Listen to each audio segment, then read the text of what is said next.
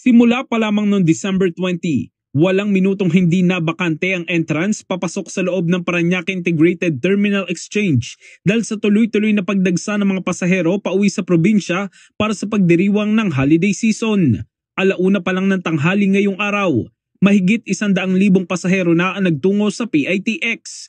Ang ilan sa kanila, matyaga pa ring nag-aabang at nagbabaka sakaling makasakay dahil karamihan sa mga biyahe patungong Bicol, Visayas at Mindanao ay fully booked na.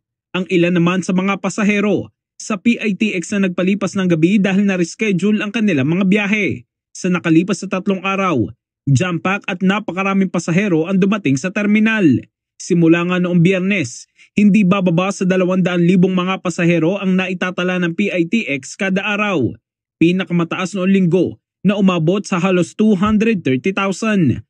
Mas mataas ito sa 204,647 na naitala noong December 23 na nakaraang taon na siyang pinakamataas na record. At sa nakalipas nga na 3 araw, umabot na sa 645,694 na mga pasahero ang naitala ng PITX.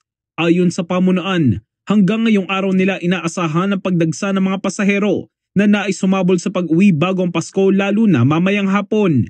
Nananatili naman naka-full alert ang seguridad sa terminal. Masusing sinusuri ang mga gamit ng mga pumapasok na mga biyahero.